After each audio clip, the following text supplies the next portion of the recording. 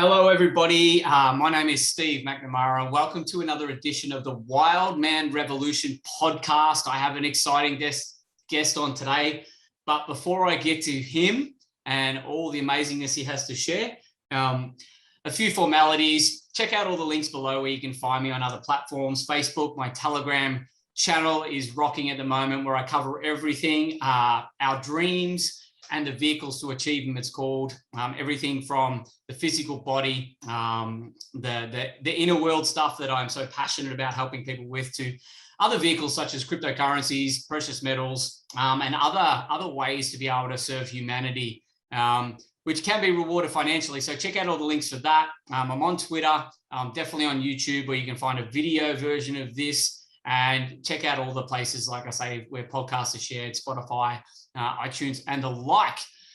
So without further ado, this man, I've known this man for a number of years now.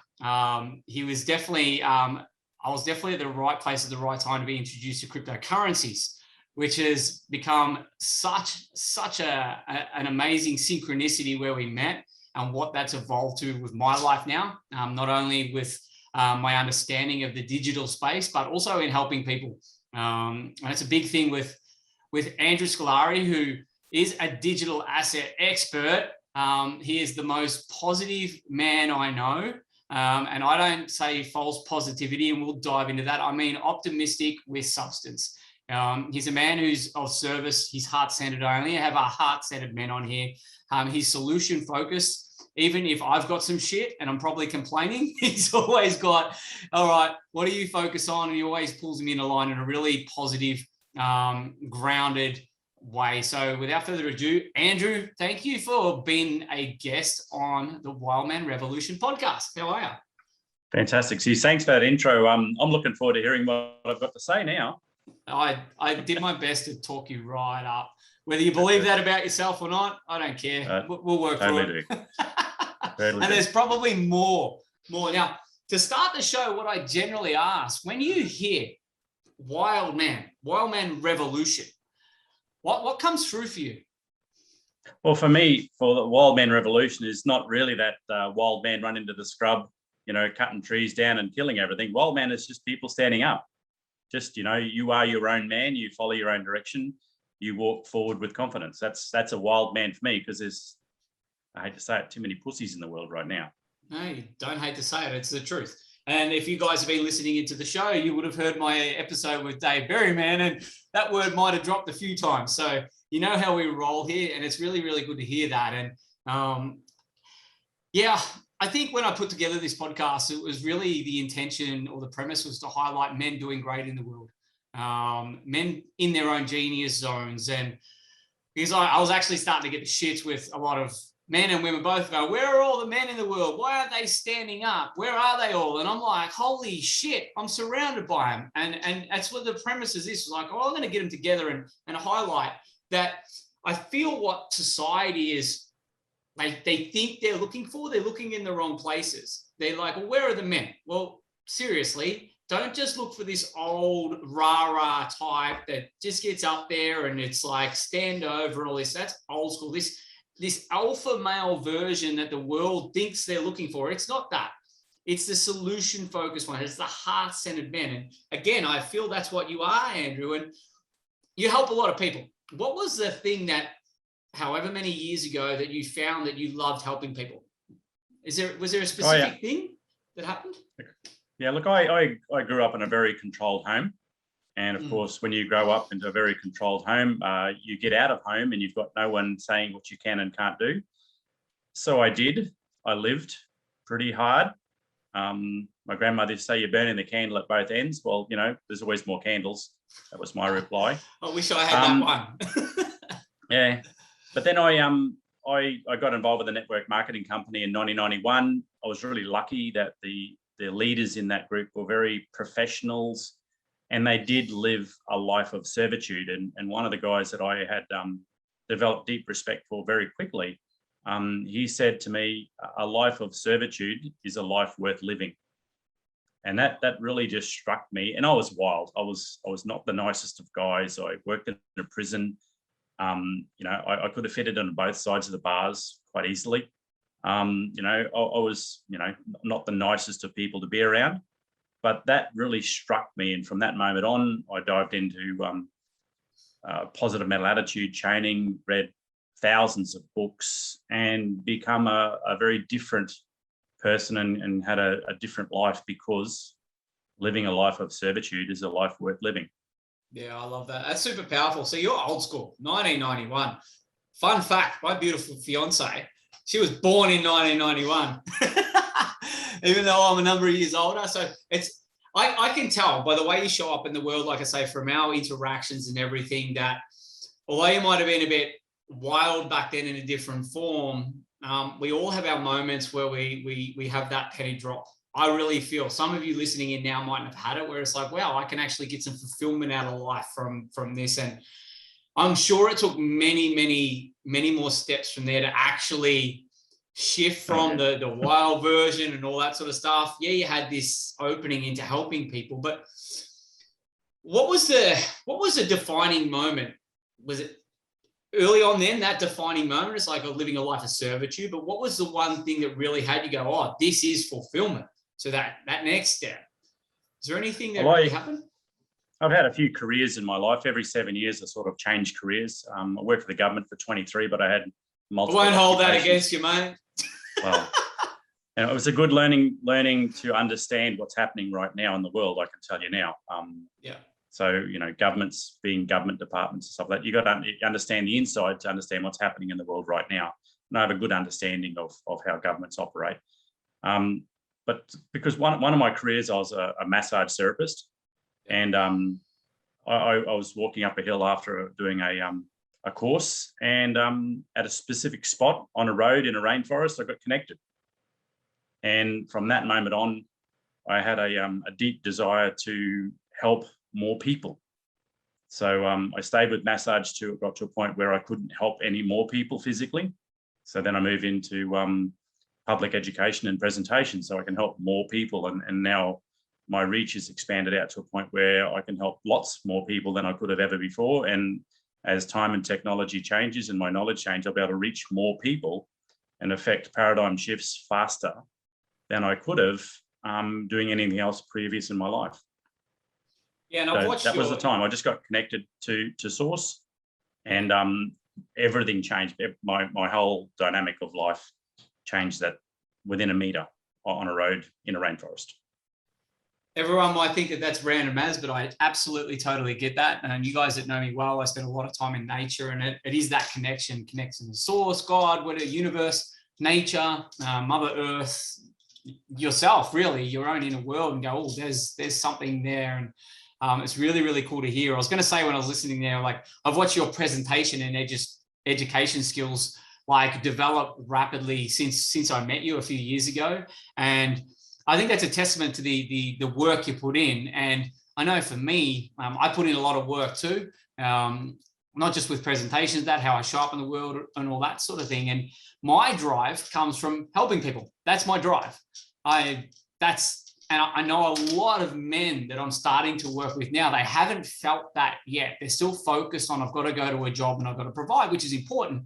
But that spark that happens when you get connected, but then you're helping people, you want to improve. Again, I'll go back to just a one tangible example of how you present now and how you educate. It's phenomenal. Like, not saying that you weren't good at it back in the day, but again, like, is that what really drives you? Is that helping people to be better? Yeah. Well, look, I think a lot of people with it's like tuning a car. You can have a V8 car that runs on 7 cylinders. It goes fantastic. It's got heaps of power. It does its job. You got a bit of an unusual noise, but if you just tweak it a little bit, you have a smooth purring engine. And people are no different. You have a conversation with someone. If you can just change a few little paradigms about how they perceive themselves, where they're moving, where their future is, them personally, it totally changes their direction. 1 degree off course means you miss where you want to go. So if you're the person that helps them readjust and just change a few little paradigms about their attitude or their direction or there's some belief pattern, and you do it really quickly, it just gives them a bit more of a true direction, according to me. and that's my opinion. So I give my opinion. I stand in my opinions. I follow my beliefs. Whether it's right or wrong, it's irrelevant, because it's my belief, and I'm going to stand beside it. Do you know what that ties into? I've got a tagline with the Wild Man Revolution. It's like, we have respect, doesn't mean we agree. And it sort of goes into that. Like, we have respect for other people's beliefs, how they see the world. But if they've come into our world, our reality, they're there for, we get to share our beliefs or what we feel if they're asking us questions. And if they've got stuff, this is why I love like the tagline. It doesn't mean we agree. It's such a strong belief system to have. It's like, if someone comes to us and they want to get to point B, and you've been to point B, and they've got all these little stories, all these little things why they haven't got to point B, but they're in our space. It's like, hey, cool. I respect that's your model of the world right now. But if you want to get to point B, I don't agree with any of this shit that you're carrying around and telling me. This is how you do it. So, and I think having that approach to people too, like, I know the relationship we've had, you're always very direct, already straight up. You don't beat around the bush. And there's a mutual respect there too. Like, when you say something, even if I don't like what you say or share, I'm like, oh, okay. I've got some respect. And that, I think that's a muscle that's built too in relationships, and going into talking about like helping people, and that it's a relationship building game, isn't it? Totally. Respect, mutual respect for other people's belief patterns. Yeah. Unless they ask us for help, and I say, Well, like most of the time, I say this is what I think or what I believe, and you give people the space to just absorb that information. That's not confrontational or making it personal. I've done a couple of things in my life. So I've had a few life experiences. I've had multiple trades. I've had multiple experiences. I've screwed up here and there. Done some stuff that I got away with, falling off things that you shouldn't have got away with. But I'm here to talk about it without any major injuries. Yeah. But sharing your experiences in life gives other people the lessons that you've learned in a way that they can probably relate to better, and they can understand that what they're probably doing is not going to give them the end result they're looking for, because I've achieved my level of success that I'm happy with at the moment. Because of the experiences that I've learnt from. What are some of the biggest lessons you've learned in life? Don't ride motorbikes. I know that one. I think because I was a little short ass and couldn't get on them. I learned that early. I've learnt that I have zero control over my right wrist. So I'm off bikes. I go too fast. So I like the adrenaline of motorbikes. I get the adrenaline fix out of presenting now. I just love that inner feeling of knowing. It gives me the same feeling as doing crazy stuff on motorbikes. Fair enough. I was going to say there's probably a few men listening that probably have a few right strengthening exercises they could share with you. Yeah, we won't go there. But like I think the biggest lesson in life is to find your purpose. My purpose is just to help people. That's my purpose. I don't focus on income generation at all. That happens organically. I'm a big believer of karma. The more you give, the more you get. So if you constantly give, you get chucked some really big bones, and the bones get bigger and bigger the more you focus on helping other people in every opportunity you can. A kind word, walking down an alleyway, opening a door for someone. It just the world just rewards people that have good intentions. I don't do it because I want the reward. I do it because I want to see someone smile. Yeah, it's a bit harder to see smiles now with people wearing masks, but you can ask people. It'd be great to hear you by just removing your mask, and you see them smile. It's nice to see you smile. Yeah. People want some type of leadership to get back to a normal world. Yeah, I think it's a good example you give there right now, and we always end up diving into what's going on in the world in all these interviews, as you would know, but it's all relevant. The simple human interaction that you're going on to there, the masks or the muzzles, whatever you believe, if you listen and you're wearing them still, listen into this is really important to understand. It is them simple things with human interaction that this agenda is messing with. Our simple, like a smile, g'day, how are you? That connection. There is so much more going on than just the physical appearance of someone smiling energetically. And when that's messed with, what comes in? Trust. What comes in, like all other stuff comes up. Again, the powers that think they're in charge of all this rubbish, they know this and they mess with people. And the solution to it, as my chair just breaks, wow, that's awesome. All right. I have to get that sorted. That's gold. For you guys listening, you have no idea what happened, but if you guys watching, go check out my YouTube. Like, but yeah, the human interaction that's really been messed with. People are second guessing themselves. They're putting their head down. They're not wanting to approach people. They don't know what to say. Don't know what to share. It's all weird and all this sort of stuff. And the fundamentals of relationship building is like that face to face. How do you build trust and rapport? Like the first, you feel the energy, but you see like whatever backs that up. Have you noticed in your interactions with people, like, has it been more work for you, or you just been really, really strong and grounded as you like, okay, example, confront people that are wearing a mask that you got to talk to? How have you found that? I don't find that an issue at all. Yeah. You know, most of the time they sound pretty muffled. So I said, look, I can't hear you. Can you please take your mask off? And they say, is it okay? I said, well, yeah, I'm happy to see. Well, I just tell them it's just be polite. You know, I prefer to listen to you without a mask on so I can hear you properly. And everyone's happy to comply to that. Most of the time they leave it off after that interaction, which is even better. But, you know, just you know, you don't have to confront them, don't have to ask for an argument about anything. I've never worn a mask. I fly all the time.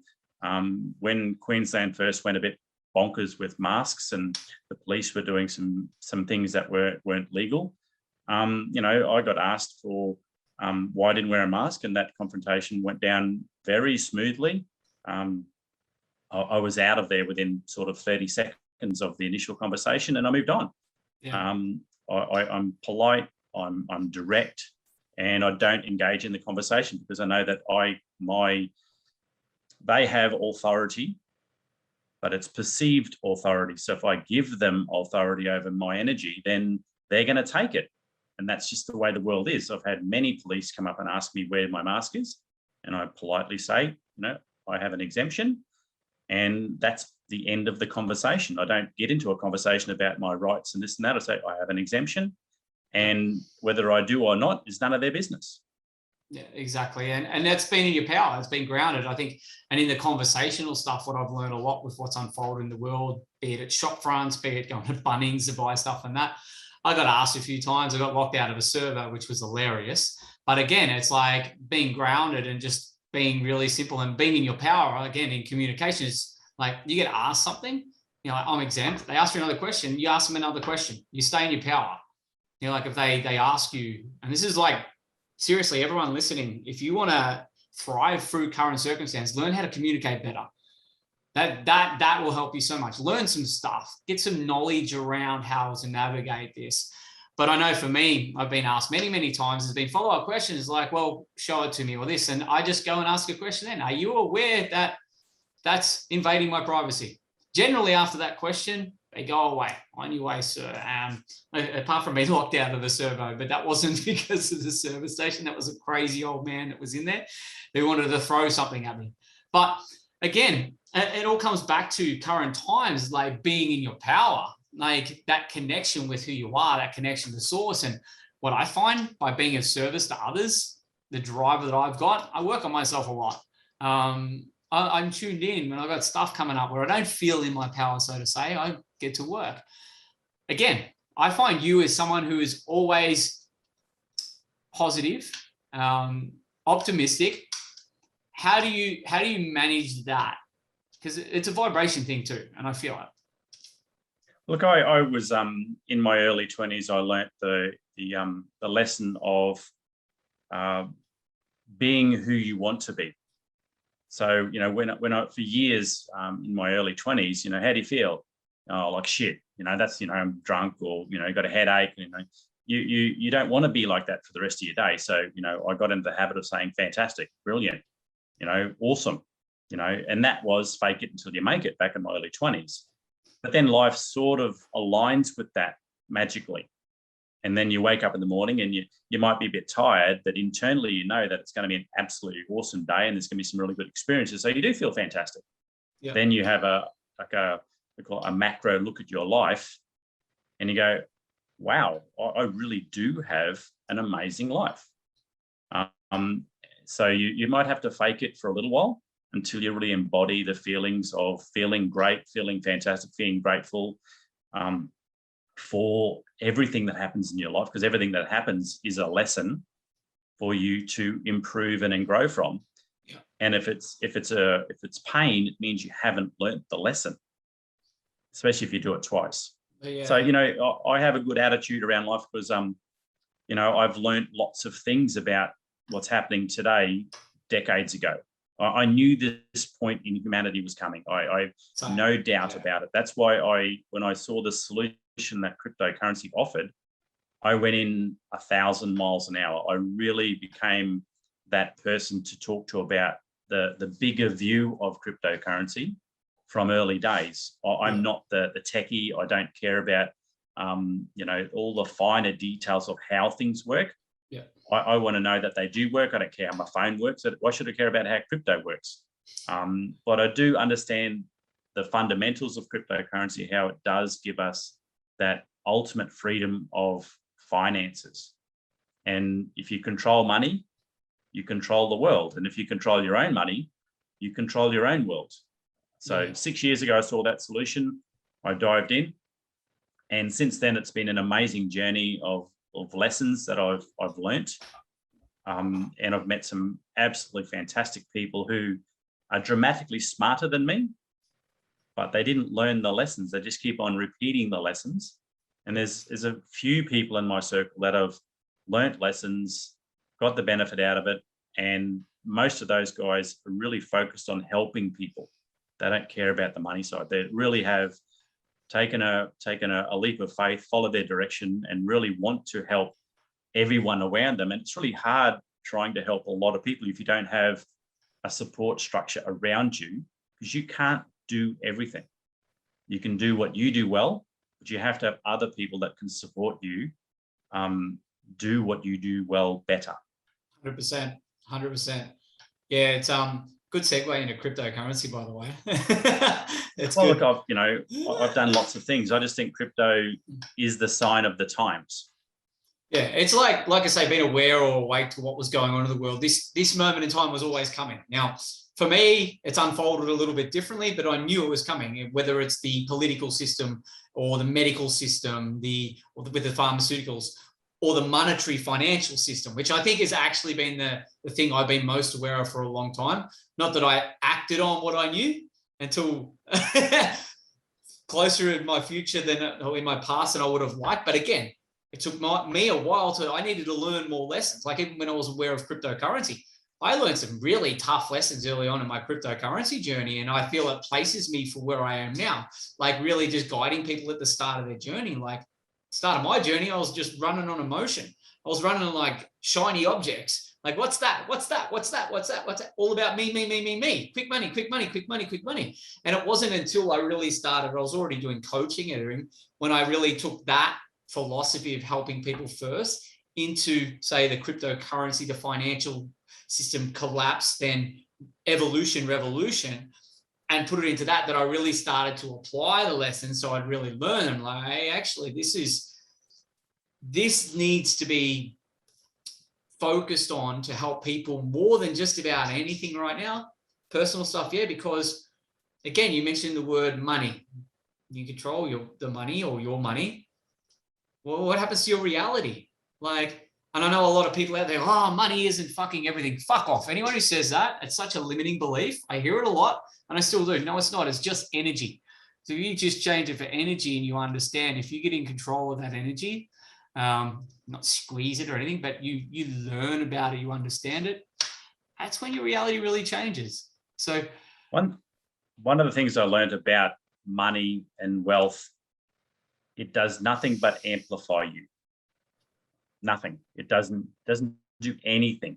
If you are a greedy person that you're broke, money won't fix that. You will always be broke. You will always be greedy, whether you've got $1 in the bank or $100 billion in the bank. It only amplifies who you are. Yeah. If you're not happy with the view in the mirror, then you need to find a mentor, read a book, watch a YouTube, listen to a podcast, do something to change the image. Yeah. But you have to recognize that it's not probably where you want to be doing what you're doing now. But, it's money just amplifies who you are. And if you're not happy with what you're looking at, whether you're broke or rich, then you probably should take some lessons. Yeah, absolutely. And apply them. And again, you've mentioned a couple of times, getting support and getting help. A lot of people have got to think help is a dirty word, like, oh, I can't get help. That means there's something wrong with me. There's nothing wrong with anyone, really. And I see this a lot from men too. And they don't want to get out of their own way. They realize whether the manifestation around them is they're broke, they've got no money, but they've got to be a different person. And in order to be that different person, generally you need some support. Again, I got a men's course at the moment going, and I love it. It's my real mission and purpose on the planet. But men are a fucking tough gig to work with. Like to get them to invest, which I really honor and respect everyone who invests themselves, everyone, men or women, but men especially, if they go, okay, I actually do need something outside of myself, perspective or something to highlight whatever I don't know. Yeah, and then I find the next step. So all of my client men listening, I know you're listening to this. Again, I'm on repeat. Keep asking. Keep getting out of your own way and ask for some support, guidance, perspective, whatever. And again, in the cryptocurrency space, the digital, let's call it a digital like financial systems, because cryptocurrency is just like a layer on it, isn't it? It's like a first thing that's on the blockchain, the technology and all that sort of stuff. That you talked about, you've always been like ahead and you've seen what's coming. I love your presentations, how you always take it out to like, this is just setting the scene for what the real big picture is. Did you want to dive into that a little bit? Yeah, look, like I said, I learned the realities of today back in 1998. That's when it was, I did a course, 16 hours a day, 7 days straight, not in Australia, and my eyes got blasted open. Yeah. I came back a completely different person about the realities. I was still working for the government, and that was fine. But it really made me look through the world in a different lens. Yeah. My partner's into astrology in a very, very large way. So I've picked up a few little gleams from what she's doing with astrology. And it's just like at the moment, the world powers around everything are really contracting their power. They're really enforcing their power because they know they've lost their power. Yeah. It's just like a parent and a child. You've got a 2-year-old kid and you tell them 50 times to pick up their toys and they don't do it. We've had, 1,000 years of pick up your toys, pick up your toys, pick up your toys, and they're just getting louder and louder and louder. And then eventually you do your nana and you give them a smack or you yell at them. You enforce your control to get them to do what you want them to do. And that's what's happening right now. Yeah. The world has just done its shit. All the powers to be know they're losing control. So they're really done their nut right now. They're really, you listen to any of the politicians that are following their own control agenda, they've literally, you would think they're totally insane with what they're saying and the body language behind what they're saying. They've just lost it. Which is great. Happy days. Because the evolution of that is if the child still refuses to do it because the child has got some emotional strength to stand up, then the parent goes, fuck it, do whatever you want. Yeah. And that's what's happening right now. The world is starting to see the realities of this bad parent who's lost control. And the world, like, Wild Man Revolution, there's hundreds and hundreds of leaders around the world all starting to go, you know what, we've had enough of this stuff and we're going to bring our community over to a more free world. And they can't stop it because the ages are moving. We've finished an age of control. We're moving into an age of freedom, the beginning of a J curve, and it's going to get messy. And it's going to get a lot more messy than now. Some people are going to make some health decisions that they're going to regret. And there's going to be some new technology coming out to help support those people. And I'm very happy that because it's going to highlight a lot more health requirements, and there's a lot more tech going into people improving their health from a cellular level, which is a good thing. We're going to live longer because of what's happening now, but just not everyone is going to get that opportunity because it's the beginning of the J curve into freedom. because everything in life is a J curve. You can't expect everyone to wake up tomorrow and go, I'm free. It just doesn't work like that. Humanity moves very fast now, but it still takes months or years for the whole populace to move over to thinking in a different way than the government told me I should jump off a cliff. I'm going to jump off the cliff. A lot of people going, well, what is the logic behind that decision? And more people are standing up like yourself and helping people understand that you need to have your own internal fortitude to say no is no and yes is yes. And maybe is I'll think about it, but more likely no. Yeah. It's fascinating you mentioned like the parent analogy there, because it's exactly like that. And even if you really dive into it, and this is a rabbit hole for some of the listeners out there, I've really dived into way back to the 1600s, where they literally took the power away from the father when we're born, created our birth certificates, and that means we're dead and lost at sea, and they trade us, they use our tax file numbers and all this. It's literally written in whatever, I think it's the something or other, whatever. But anyway, it's written in there that the government is our parent. And that's why they're talking to us like this too, because they have been for years and years. And people are wondering, why are they getting up to give the example at press conference and that saying the most stupid shit? They've lost their patience. They're like, they know they've lost control. So they're just putting their foot down like, that's it. You've got to do this and that's it. It's actually hilarious for me. I look at it, I'm like, these guys are fucked. I'm like, Totally. that they are, but it's gonna take a while to play out. And I feel another thing that's highlighted with me at the moment, people are losing their patience right now. They don't have patience. They're stuck into, I want it done now. And they're keeping themselves stuck. I don't know about you, and you've got the sign behind your head there saying celebrating life. I've probably had the best 6 months of my life recently, where manifesting society in Australia, people are losing their fucking mind. Everything's fucked. And I'm like, wait a sec, if you really keep doing the work and you focus on the things that you can control, not what fucking politicians are saying on there. I watch them to see what type of NLP shit they're trying to spin to get their message in on an unconscious level. I watch them as a clown show. But if people switch off from that and come back to focusing on like what can I control in my reality? What can I work on here? What can I improve on here?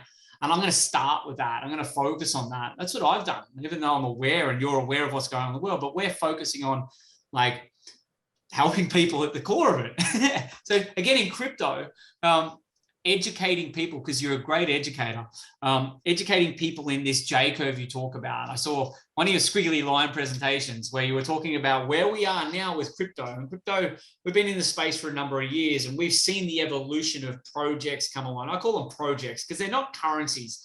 They're really like tokens and projects online. They're just a new way of doing it. Watch the evolution of Bitcoin and Litecoin. Like I had Litecoin in 2014. Fun fact for you. Didn't know that. I found where I traded. I'm like, oh, I'm not very smart, but then the evolution into Ethereum, very different technology, very different. Watch that come online more over the last few years, and big companies, big ecosystems start utilizing that as we got the evolution of smartphones, dApps, decentralization, which is a term that's thrown about and most people don't understand. But again, these are just foundational building block steps that are allowing for that next evolution. Do you want to talk to that and the next evolution, what we've got to see like in our near future? Well, look, when I went overseas back in 1998, I bought cryptocurrency in 1998. I bought e-gold. That was one of the first gold stable cryptocurrencies. You know, it was e-gold. Now, it was so far out there and it got very popular very quickly that the US government shut it down really fast because they didn't have a box to put it in. Yeah. So, you know, everyone lost a lot of money because of that. But anyway, that's another story altogether. But the cryptocurrency space, they're all types of technology. You could say your Apple operating system is a cryptocurrency because it allows all the apps to work on there. Same with Android as well. It's like a cryptocurrency. It allows all those apps to work. What the problem is now is the government can make a decision, like in Queensland and now New South Wales, you can't get a deed of title on your land for no reason except they couldn't be bothered staffing that area to do the transfer of ownership on a title. That's it. There's no other reason for it. It's no sinister thing. They just don't want to fund it. They don't want to put staff on there to do the transfers. They couldn't be bothered. They don't think it's important. Tough luck. See you later. Yeah. So you get a title. That's all you get. A registry of ownership now. That's all you get. But if it was a blockchain, then it's actually a firm contract saying that you own something. So everything that you see, touch, taste, and feel will go onto a blockchain. As a human, you will want to know where every piece of food that goes into your mouth comes from, down to the farmer that grew it and the area that it was grown in. Everything. You want to know everything, because we will all wake up to a point where we've been lied to. Large corporations and sneaky businessmen are doing things that are unethical with everything. And some are doing really great things. The blockchain removes all the hidden inefficiencies in supply chains, in growing, and how we live our life. So you'll be able to find out exactly what's happening in your world by just searching through a database called a blockchain, and everything will go into a blockchain. Your microphone, where you bought it, who made it, how much it was made for, where the materials come for, everything will be on a blockchain at some point in the future. Now, I understood that concept. Personally, for me, I like the crowdfunding area. I was really attracted to that because I've had friends that have gone into crowdfunding, searching for funds to fund their projects. And within a couple of years, the people that provided the money for them to get started stole their company, stole their tech, and they're still broke. They're still trying to get money. They're still begging off banks, but the technology is being used overseas, and they're making billions of dollars out of it. Mm. So I knew that the best way to prevent that was have lots of people fund a project, not just a couple people, because the angel investors control the projects. Yeah. And there's a good example over the other day in Byron Bay. I can't remember the name of the company. They were the fastest crowd-funded project in Australia. They $4.7 million in 6 hours out of Byron Bay. Yeah. They had 2,500 investors. They all put in a bit of money. The maximum they could fund is $5 million in Australia for a startup, for a private company. And it was done. So 2,500 people aren't all going to get together in a hall and vote to take over that company. Yeah. So I like the platform that I work with because it does provide that solution. It provides a lot of safety around the big coins. I only talk about the top 20 coins. I don't talk about any, these 1,000x coins. It's too. There's no dog coins. Risky. Yeah, definitely. Well, I don't even go into too many coins that are used as currencies anymore, because I think there's going to be an evolution of that as soon as Diem comes out, which is the Facebook coin. Diem is going to change the face of cryptocurrency around the world. So a lot of currency coins, and there's a lot of network marketed currency merchant promise coins out there. Diem's going to kill them all, totally, because Diem is faster and it's free. Yeah. And it's a stable coin. You're not going to be risking operating with little network marketing companies setting up shops and merchant platforms and all the promises around that. It'll all die with the introduction of Diem on Coinbase. That's another evolution of cryptocurrency. Will I use Diem? No way. I'll more likely use a CBDC coin, which is central bank coin, over Diem, and I'm not using that one either. Yeah. I don't want them. I don't like them. I don't agree with them, but they will be part of the industry, just like people are making decisions on their health. Yeah. I won't do what a lot of people are doing, but they make a choice. Absolutely. Yeah, I love the crowdfunding. Like I say, the platform you talk about, like the vision that got me about crowdfunding was the thing back then, because what I see in the world now, especially with the devolution of all the old systems and structures and everything. And part of that, there's been a lot of great ideas. Like how many stories we heard about hidden technologies and all these sorts of things that government take that the banks don't fund. They shut them down. Great ideas that can serve humanity. So when I heard this crowdfunding and this vision to go to these startups and everything like that, knowing what the world was doing, all these great ideas are still out there. Now they're going to need funding. And what better way to go to a platform that is to serve the people too, to give them an opportunity to grow wealth and to invest in projects that they really align and love that can change the planet. But again, give these startups the place to come where it's got this certainty, like blockchain technology, transparency, all these things in there that make this. This is a good side of this technology. There's a bad side to it. You mentioned DM and Facebook and all that sort of thing. Don't know if you're seeing Mr. Big DT in the US brought out his own social platform. So it's going to be interesting to see how Mr. Facebook goes with that. But again, it's part of this breakdown of these systems and structures and the evolution of them, and people using them platforms like Facebook. They're just going to, all right, here's a cryptocurrency. I have cryptocurrency now. I use Facebook. All right, give it to me. They're unconscious to it all, just like banks. All right, banks, you got cash in the bank. Aussies, watch out. Cash ban, bail-in laws, all this sort of stuff. Digital currencies come back.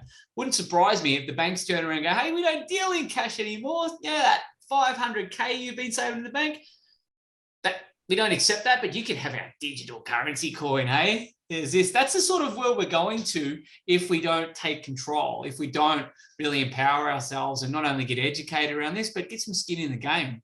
But yeah, I think crypto, the first term that really changed my perspective on this too was tokenization. That came at the same time. I was like, tokenization, I didn't grasp it back then, but now I totally do. Like my first tokenized assets I bought were like precious metals, which was great. Who wants to lug around a trailer load of silver? I've got mates who do that shit. Good on you, but yeah. But yeah, do you want to talk a little bit to the tokenization? Well, tokenization it's an amazing piece of the blockchain technology. It means that you mate with a trailer full of silver. That's fantastic. That's a great store of wealth. Yeah. Totally unusable in 2021 and beyond. It's useless as anything else except I've got a big trailer full of silver that's worth $1 million. It's not usable. But a tokenized asset means that if there's $1 million worth of silver in the trailer, you can have 1 million tokens equaling $1 per token, and I can transfer electronically, globally, $1.50 or $7.50 or $1 million instantly and just about for free. In a lot of cases, it is for free. Yep. So it means that we can transfer the ownership or the wealth of any asset to anyone on the global scale. As long as they've got internet access or mobile phone access, we can do that, which means that throughout through Africa, through South America, and a lot of Asian places as well, where they have really bad banking systems because the banks aren't really there to serve the public, we can provide an alternative wealth transfer system using gold, silver, ownership of companies, cars, houses, everything. So that's another way that I believe that is going to really help humanity move into the 21st century and beyond, because you've got the story over in Nigeria where they've got a currency that's been used to their mobile phones, the M-Peso. It's mobile money. It's been used on their mobile phone for more than a decade now. Prior to that, someone in the city would give the bus driver a bag of cash to deliver to their relatives out in the bush. Yeah. And the cash would very rarely get there, or if it did get there, it was a lot lighter than when it left. Yeah. Now they can use their mobile phone to transfer the money from the city out to the bush. Now it's happening in El Salvador, and it will happen in Brazil as well. I know on the Gold Coast, there's a lot of Brazilians in the Gold Coast. Yeah. Well, Brazil's will have dual currency very soon, Bitcoin and their local currency. El Salvador's got 4 million people living in El Salvador. Yeah. Fun fact, 2 million people live in the US from El Salvador. So they're in the city, they're earning US wages, and they would have to go to TransferWise or Western Union and send money back to El Salvador. So $30 to $40 out of 100 would go in fees and exchange rates. Yeah. Now they've got their digital wallet using the Lightning Network. They can press a button. Their $100 that they've earned in the US gets converted into Bitcoin. It gets sent to their family in El Salvador. They get the $100, $199.99, yeah. And they go down to McDonald's and buy their burger in El Salvador. So that transferring of wealth, and I don't begrudge anyone that's left their family to work in a different location. Miners do it all the time in Australia, so why shouldn't people in other countries go to richer countries where there's more money and do the same thing? Yeah. Because ultimately what it does, that 30% that was taken up in fees gets fed into the country it's going to, and that lifts their economy so they get better. They don't rely on people going offshore to earn income. They can have their own industry started with more efficiently. But tokenized assets are fantastic. What I see happening is if you get onto the J curve early enough, you can turn a little bit of money into a lot of money with crypto. There will be a point not too far away where real estate gets tokenized.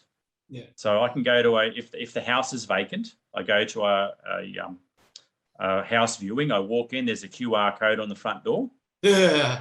And well, the QR code is ownership of the house. It's a token. Yeah. So I can scan the QR code, talk to the agent, transfer my Bitcoin or my whatever cryptocurrency I want to use, and there's no signing of documents. There's nothing. It's all done on the blockchain. So literally, I can buy a house in 10 minutes. Yeah. If I've got the money and the asset has been tokenized. Yeah. You buy a car, you don't have to go down to the transport department and live the Zootopia life and wait for some government employee to stamp something for hours. It takes hours to go to any transport department now. Yeah. You can basically go on a Saturday morning, you've got money in the bank, you've got the person that owns the car, you scan the QR code, which is part of their VIN number, and you own the car. Bang, finished, done. See you later. Got the keys, and it's all done for you. Yeah. So that's where the world is going. It's everything will be tokenized on a decentralized ledger that everyone can look at, and we can see and prove ownership of whatever asset that we want to hold. Yeah. Yeah, and I think that's what I love about this too. And I went, you would have heard me go about the QR code. It's a bit of a stab at the polarity that we've got at the moment, or the both sides of this technology. There is, with anything that is created, there's a light and a dark. Now, you'll see the QR code. We've been trained to use QR codes, but I think a lot of people who are awake to the agendas and stuff are closed off for the fact that the cryptocurrencies and the blockchains and the technologies, they have a lot of good with them. They have a lot of good. I see this in I got my fingers up in the air, truth community, which is more like a trauma loop community, but they're like, well, all these cryptocurrencies are evil. They're all going to control the world. They're all this. The world's going this way, and there's solutions. Again, you're so solution focused. That's why I love the examples you give, that are actually better for us, cutting out a lot of middlemen. A lot of cash grabs in the middle is what happened. Now, a lot of people might be like, oh, what about the people that are in jobs there? The blockchain industry is creating so many jobs.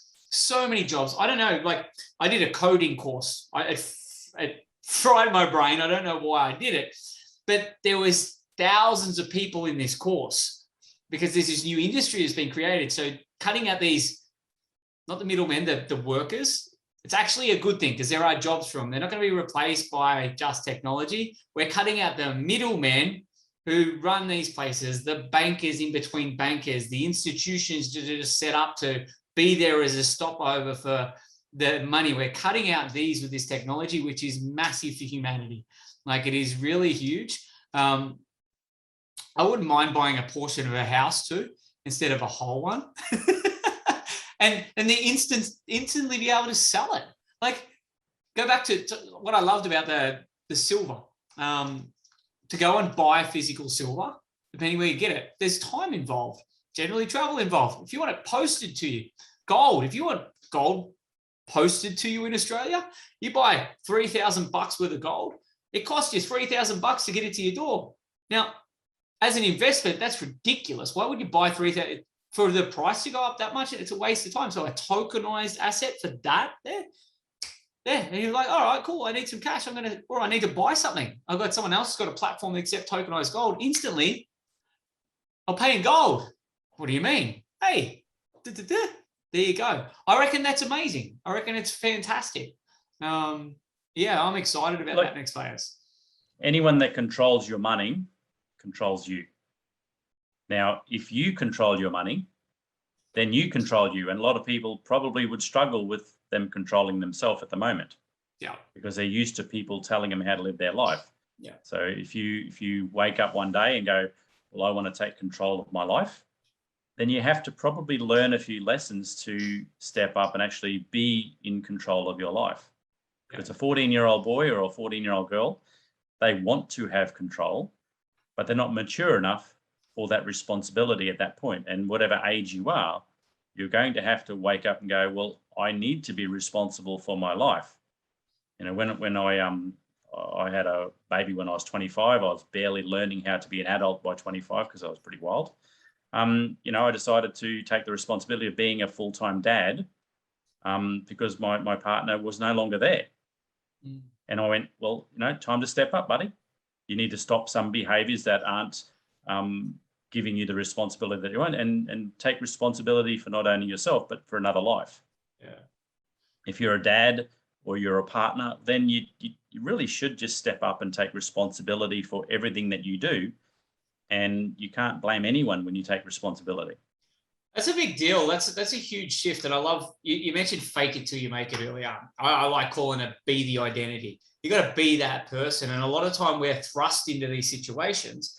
It's relevant for people right now, even though we created all, we're responsible, but we feel like we're thrust into it. The example you've given about being a single dad, you were like, holy shit, I've got to be a dad. Wait, I've got to be a single dad. What the fuck do I do? But you basically, of course, you got a choice, but you sort of, you're like, well, I choose that I want to be that person. That was a huge moment in your life, yeah? Yeah, it was. I mean, my intention from birth of my first daughter was I wanted her to be a responsible, independent adult. Yeah. You know, a lot of my family didn't agree with some of the things that how we parented that little girl. But I look at her now at 27 and go, holy mackerel, she is a responsible, independent woman. She's a great wife. She's a fantastic mum, and she's an amazing daughter. Yeah. You know, because that was my intention from day one, to bring up a responsible, independent adult. And I think a lot of parents, that they mother their children a little bit too much and not give them the chance to become responsible, independent adults. That should be the intention. You don't want your 40-year-old son living downstairs playing Xbox for another 20 years. And that's where, you know, that's what a lot of people that are doing now. It's easier just to go back and move, and a bit hard. You know, I lose my job. I go back and live with mum and dad at 35, 40, 45. I think, God damn, get out of your bed. I did it till I was 30, seriously, even though I was responsible in my job. Like, I worked a lot through my 20s into one job. But if shit went down in life and I was broke or anything, I'm like, oh, that's all right. I can't afford rent. I'll go back to mum and dad's. It was like this. What I know now, it's like, I love the intention you had too. And of course, she's followed through with that intention because you said it. But a lot of things that I see in society now with men, especially, there's no initiation process, no send out into the world and disconnect from the family in a healthy way. I'm big on this. A lot of my more, call it, personal experiences where men come and work with me is about initiation, to cut them energetic ties where it's like this plan B, C, D, and E. I'll go back to mum and dad, so I'll go back there.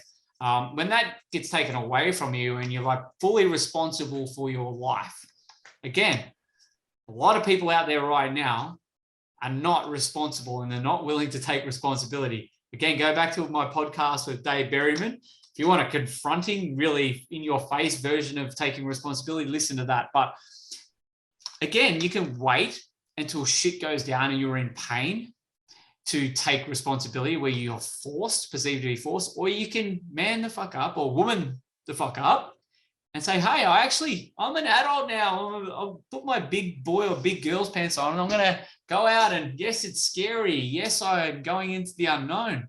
I'm going to do these things. And you also mentioned the word at the start, stop being a pussy, or pussies in the world. There are a lot of pussies in the world right now. There are. I don't use that word very often, but because they're waiting for shit to happen. They're waiting for the ultimate pain.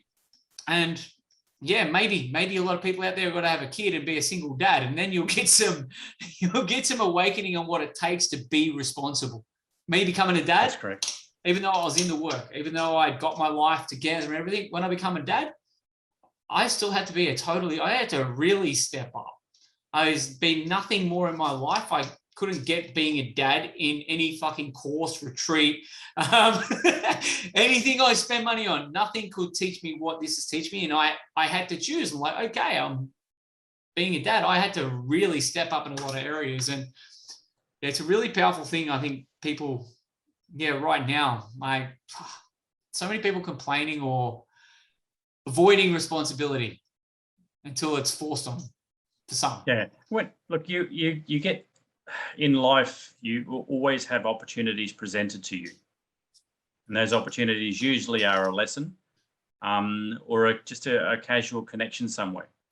And you have to be open to the learning, number one, but you also have to be open to taking a bit of a risk by having a conversation with someone, following your gut. And the more you experience life, the more lessons you learn. You find your intuition sort of lines up really well with the direction that you want to go. And if you have, I like the word manifesting. So I'm very good at manifesting my reality. Yeah. So I manifest a particular goal that I want to achieve, whatever that is, ownership of something or a direction or helping a certain demographic of people. Usually you have to be aware of the opportunities that get presented for you to achieve that. But you've got to be open to looking and being willing to take action when an opportunity is presented for you to do something. A simple conversation sitting in a waiting room can open up a whole new reality of friends, opportunities, or the ability to help people. Just simply by being in the right place at the right time and saying hello can totally change your life. It's just how things work. Had a coffee with a guy yesterday morning. They've been looking for someone to have a conversation for 6 months. And I've got a very good regime around health. 3 weeks ago, I thought I should get back into that particular company. I love their products. I don't like its network marketing, but I love their products are really fantastic. Yeah. And I should do that. And then I got an opportunity to have a conversation and do a partnership with this particular guy that's got a very big business out of nowhere. Just being open to improving your life and helping help other people faster. Yeah, it's a big thing, like having that awareness that there are always, when you think of something, manifestation, it's already created, it's already there. But generally what you've got to do, you've got to connect that, okay, that's there. All right, someone's looked at me this way, or they've gone past or waiting room, sit down. A lot of people will sit there and be uncomfortable and, oh, nah, and not act on it. But you just act and go, all right, this person's there for a reason.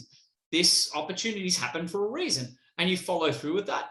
Then all these synchronicities seem to happen. There's nothing synchronicity about it. You called it in. You're just following through with what you thought about your goals. Really simple shit. Putting down your goals. A lot of people will put down their goals, but they're not aware, or they're not available for the opportunity. Maybe the person is someone who's got more success than you, or drives a better car, or they have different beliefs than you, but even though you come together and you've got to get uncomfortable to talk to them. Or maybe you've set your goals and you're clear on them and everything, and what shows up is a bigger challenge because you've never learned the lessons from why you haven't got them anyway. If people start functioning in life this way, again, it's taking responsibility. Yeah, I want this, or I desire this. So I'm going to take responsibility for everyone. Everything's in my reality, the situations, the people, the interactions, the challenges. And I'm going to navigate them as they come to me, because I know if I keep doing this, you mentioned it earlier, like what you put in, you get back, you trust, helping people. I'm going to help this person. They're not going to give me the thing that I sit down and write in a goal. They're not giving me the money. They're not giving me the car. But I know by helping this, I trust that intent, that energy, the karma that comes back to me, it's going to be in alignment with what I'm calling in. It's, I love it. You just got to be, when you get good at this stuff, be really careful with what you think. Because sometimes you think, I might want something, and you get it too quick. You get the opportunity too quickly and you're not ready for it. So you have to be really aware of and be very conscious of what you want in your life. Because once you get good at it, you have to be prepared to take action on the thought even if you're not really ready for it. I did it with a property recently, got a great property. Yeah. It literally down to the mulberry trees is perfect. Yeah. You know, I thought the other day, I've got 2 4-wheel drives. So I said, I'll get rid of 1 4-wheel drive. It's not as economical as I want, being a bit more environmentally conscious now. I'll get rid of 1 4-wheel drive. And I'll buy myself another little BMW, which I sold. I bought a BMW under a mango tree for $1,000. You know, that was 3 years ago. What little car just fell into my lap. And I went up to Brisbane and stayed the night up there, did a presentation. And on the way up, I really like those little BMWs. I might buy another BMW. Well, where I was staying, there's a BMW in the backyard that's smaller than what I had, so it's more economical. It's sporty looking. It's only a couple of grand, and it's just presented in front of me. You know, the guy that wants to sell it hasn't made a firm decision on selling it there, but I know it'll fall into my lap in a month's time, because that's when I'll be ready to buy it, because I'll have sold my other car. And so learning how to manifest your future is a critical skill. It's not you don't do it because you want it, you're desperate, you really want to grab it. You do it with the intention that it's going to happen anyway. Yeah. You know, you've set the intention, the universe or whatever you believe will sort of guide you in that direction if you take action on the things that are presented to you. Yeah. All about action. Everything's about action. Everything. Thought and action. Yep. Thought, intuition, acting on your intuition. Oh, good examples this year where we haven't been prepared for it. Like the house we're living in now, we just rent. We've been in Airbnbs off and on for years. And we secured this Airbnb down the road. We'd moved in Australia to New South Wales, and we really hadn't landed where we wanted to be for the unfolding apocalypse, you could call it. We had certain things that we wanted to have in our reality, and we didn't land a long-term property. So we got this Airbnb, and I had to negotiate for it to have it long-term because we had no idea. And we locked it in for well in advance. And then we just got this intuition. It's like, we don't want to be here. Halfway through our agreement, we're like, okay, because we both, my fiance and I, Chaitanya, we both had this. All right, that means we trust this now. We've got to start looking. Now, we started looking with the intention to secure it for 3 months down the track. Second house we walked into, it's the first one we agreed we like. We had that house the next day, and we were like, oh, shit, we're not ready. That's right. But again, by trusting it, of course, we're in the house now. It's amazing. It's better than we could have imagined and everything. But we had to overcome some challenges then and there. They were the things, the interactions, the situations that we called in that we had to get over it. We had to be the person that got over it to come in. And on the other end of the scale, when I got locked out of a service station, I manifested that shit because I was all driving to take the hire trailer back. I'm like, oh, I hope they don't ask me about a mask. What happened? It gave me an extreme example of not only that, locked me out, getting yelled at, having to be in my power, being called an anti-vaxxer, being called this, being called that. I know. I drove away from that. I'm like, I did that. I manifest that responsibility. So yeah, it's a powerful thing for people to understand. And again, I think that mindset, that attitude, that way of navigating life is how I know people like yourself are like living a life through this, like celebrating life through current times. Not only celebrating because you know what's unfolding, but celebrating each and every present moment of the day because you know you're in control. You know you're responsible for what comes your way. So if there's one thing to take from this podcast, guys, it's that. If you really are living a bit of a chaotic life right now and it's out of control, or you're feeling like you're helpless, this is where you come back to. And it takes work. Fuck, it takes work. It takes having support, getting out of your own way, asking for help or perspective if you don't have it, doing something different. Again, a lot of people are losing their jobs right now, or they're being faced with the interaction, the situation where they've got to be in their power and stand up for their rights, or choose a different career path. I'm seeing it a lot. A lot of people have been tested on courage now, and I'm going to say it. Most people have been pussies. They won't do either or. They'll sit in the middle and just wait until they're told what to do. We've touched on you help people like with a number of things. I do as well, like in the precious metal space, the crypto space, personal stuff. What about yourself? Like where can people find you for guidance, support, education? Where can people come to find you? Look, I'm of course on LinkedIn and Facebook, and I've got a YouTube channel called New Wealth Strategies. Yep. I was a massage therapist and hypnotherapist for a decade, so I'm very aware of health. And I was reluctant to go back into health, so I'm actually going back into health as well through All Things Renewable. That's all being revisited and redone up again right now. Finding a techie to do that job is proving to be a bit of a challenge. But I think the challenge for me is to learn the fundamentals of that world before actually hand the responsibility over to someone else. So that's a good thing as well. But allthingsrenewable.com.au, I'm very accessible, very open. I always return people's calls.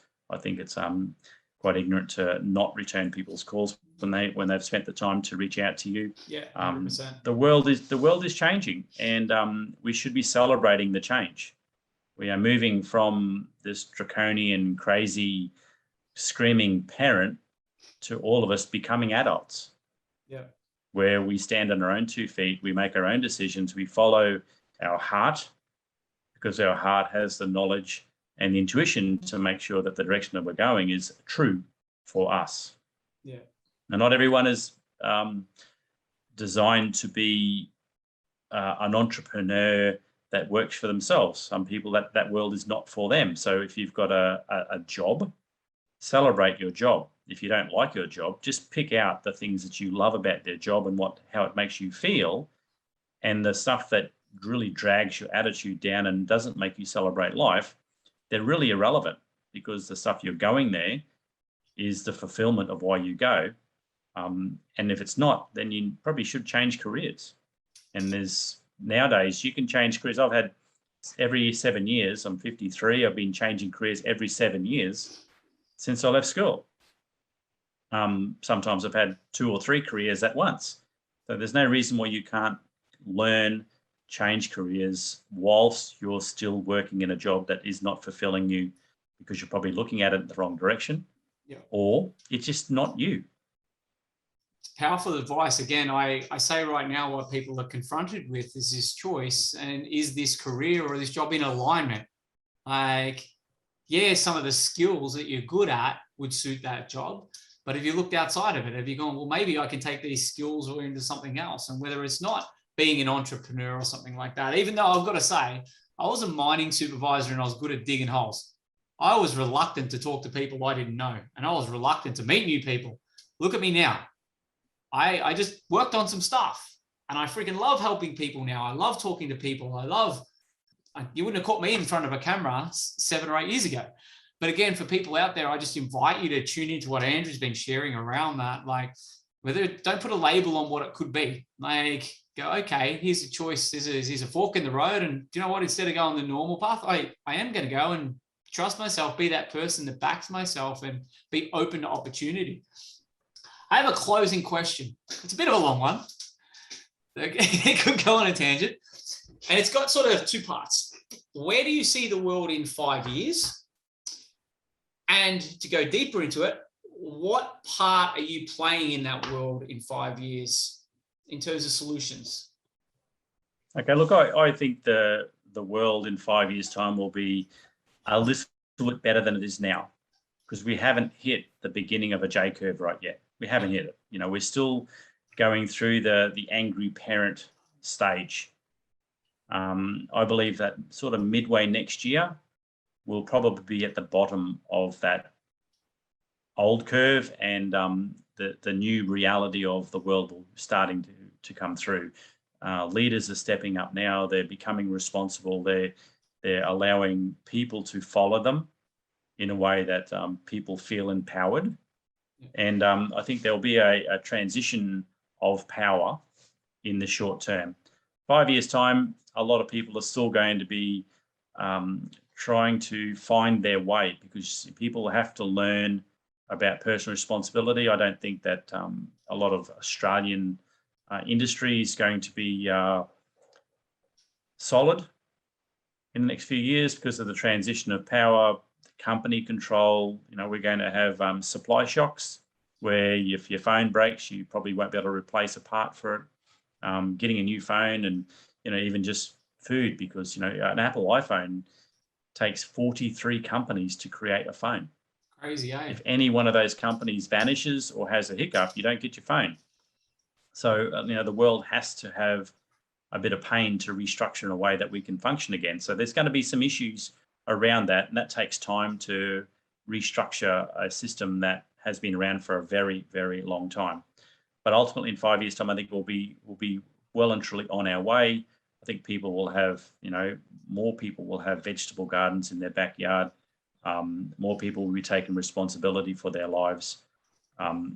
Where I see myself in 5 years, apart from sitting on a riverbank talking to no other human, just saying with the missus. Yeah, that's not me. I'm a social person. I understand that, but from me, I think I'll be just doing what I'm doing now at a high level. I'll just be, my nickname is Squid. I'll just be Squid, providing the example for other people to follow, to help people understand that they do have choices and options. There's opportunities all around us. You're going to see a transition of occupations, just like when they brought out machinery, just like they brought out tractors. There's transitions of technology. It's happening now, but there's always opportunities in every change of system. I'm really excited. The bigger the disruption, the bigger the opportunities. You just have to be open to looking at where the opportunities lie and taking advantage of them, willing to go out on a limb and follow your own beliefs, to really encompass the new direction that you want to move into. The world is full of opportunities, and now as old systems crash, new systems are coming into place. If you jump onto a starting of that new system, of course, whatever you've got gets amplified dramatically because everyone is starting to adopt it. That's why crypto is so good. You'll see South America flick over to dual currencies. You'll see Africa flick over to dual currencies. You'll see the controlling nature of Asia go to one currency and then implode, which the financial markets in Asia now they're destroyed. Yep. But the parent is really screaming right now, but they can't stop it. It's totally gone. So there'll be a lot of opportunities within cryptocurrency. There'll be a lot of occupations that will be created because you actually created it, not because you've been employed in that new position. And if you want to be an employee, someone like Steve or myself or other people that are forerunners of what's happening in the future, you may get a job with them. Unlikely with me, because I don't want the headache of having any responsibility for someone else. I like people to work for themselves and just employ them on contract basis, but that's another job that probably didn't exist 5 years ago.